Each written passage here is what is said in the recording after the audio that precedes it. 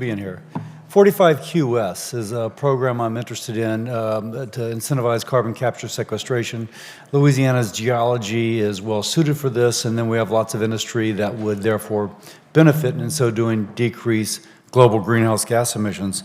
We keep hearing that the guidance will be expected within weeks, but like weeks never, weeks past sort of thing. What is the current timetable of releasing this guidance? And given the short time frame that remains to capture the credit, can we be sure it will be released soon? Yeah, so let me just comment, and I know there's been delays on this. I'm not giving excuses. It's been coordinated with two other departments, the Department of Energy and EPA. I did review this as recently as yesterday. There will be guidance that's coming out in the next few weeks. My team has committed to that.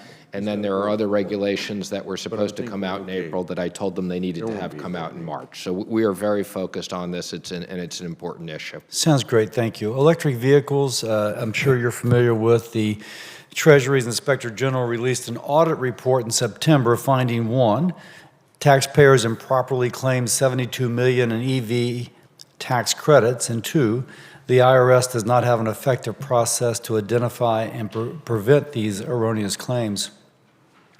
And these have doubled in size in the 8 years since first reported. I always figure that electric vehicle tax cuts are tax cuts for millionaires and billionaires, right? It's the top 1% who are buying all the electric vehicles, and the guy driving the 1974 Ford pickup truck is the one paying the tax credit. So what has the IRS or the Treasury done in terms of program integrity to be able to identify or to eliminate this problem? Well, I agree with you on the first part, particularly people who are buying expensive Teslas, and I was one of those people, don't need the tax credits. I think also we have an unfair situation right now where certain U.S. companies still have tax credits and others don't.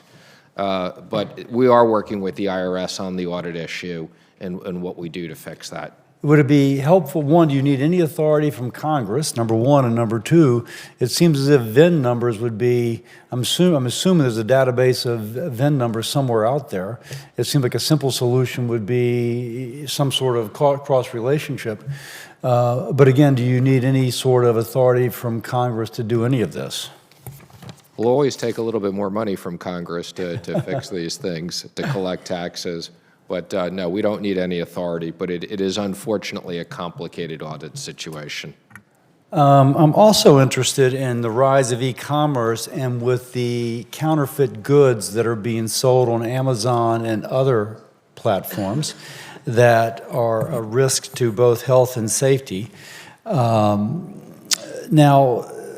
related to that, these counterfeit sellers of counterfeit goods are less likely to pay taxes that they are supposed to pay.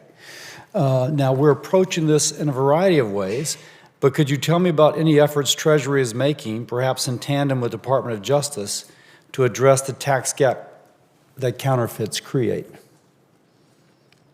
Well, let me comment two things. The counterfeit issue is an issue that the White House is focused on. That's not really directly a Treasury issue, but we do share the concerns of counterfeit goods. I think one of the questions that needs to be considered is the people who are selling these counterfeit goods on marketplaces. Should the e-commerce companies bear certain responsibility for better monitoring on this, because this is a real problem for consumers. And ultimately, as it relates to the tax gap, this is one component of the tax gap, but we are very focused on what we can do on the tax cap overall. And then can you just comment specifically on the impact that counterfeit goods have on the U.S. economy? It has a very big economic impact. It's lost revenues. It's hurting companies and small businesses that sell legitimate items. It's ripping off consumers who think they're buying something that they're not getting. I appreciate your answers, and I yield back.